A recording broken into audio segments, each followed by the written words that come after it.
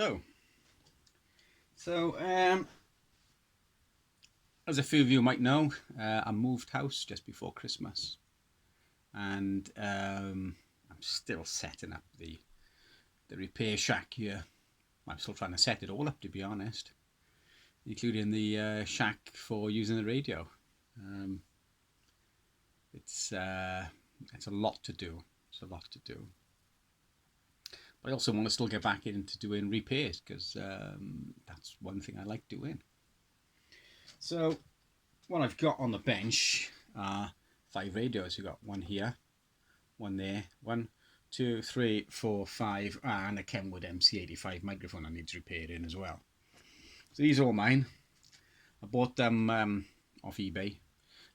All of them are in various states of faulty. Some slightly better than others. So first off, we've got a Colt 210. There we go, Colt 210. It's rough. It's rough looking. So you can see it's a rough one.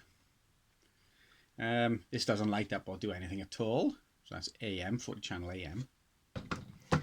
And we've got a Harrier WT2, which is a 40 channel FM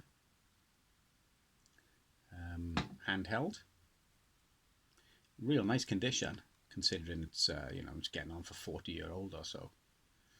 Not sure when it was made, but it's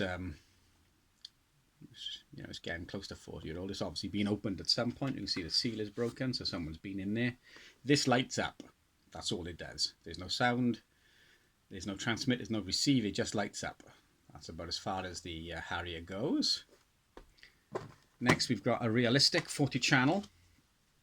It feels like there's nothing in here compared to the Harrier. Feels like the realistic feels like it's empty.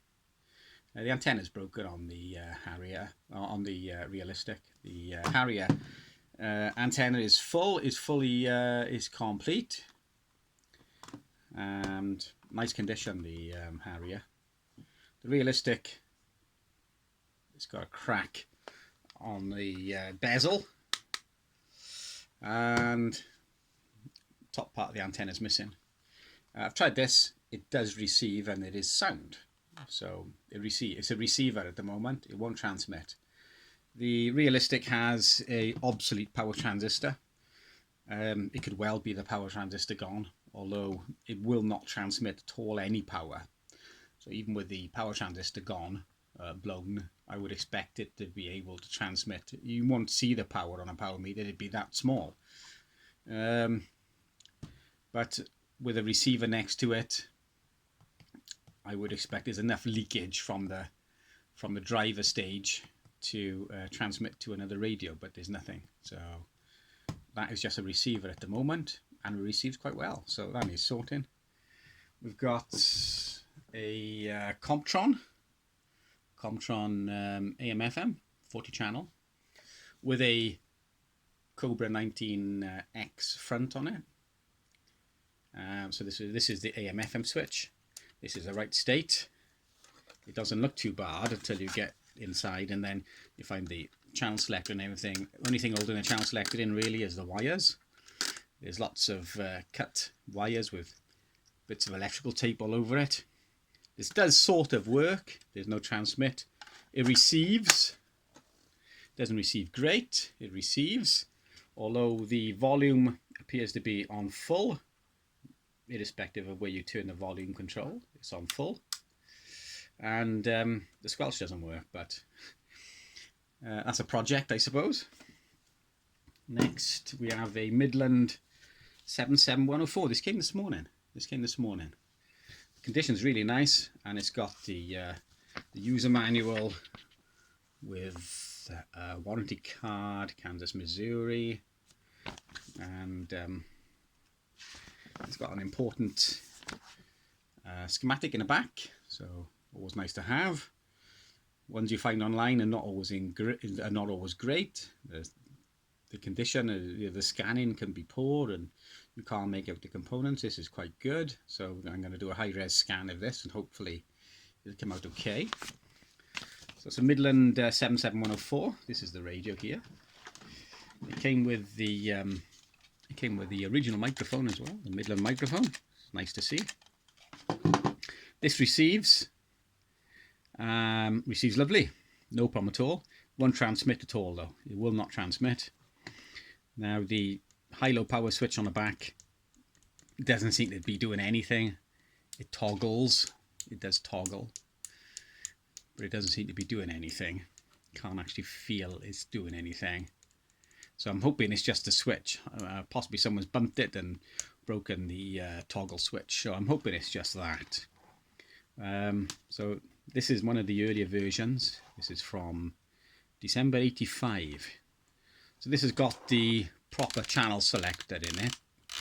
The later ones used a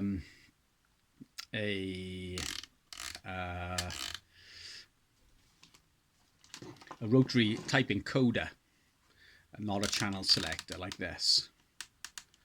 So the later ones had a rotary encoder. I prefer this version because it's got a proper channel selector. You can modify this one for the mid-band if you want to. Bit tight on space, I know, but you know, you could do it. So I'm hoping it's the high-low power switch.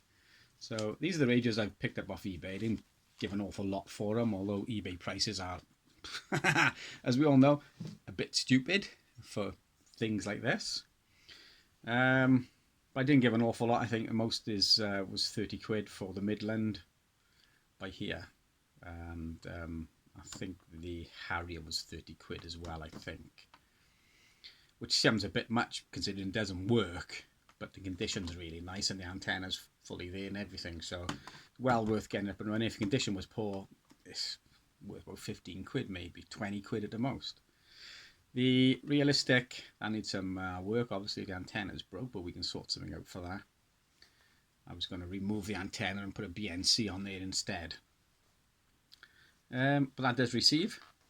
Of course the Colt here, that needs work. And the Commtron here needs work. The Kenwood needs a lot of work.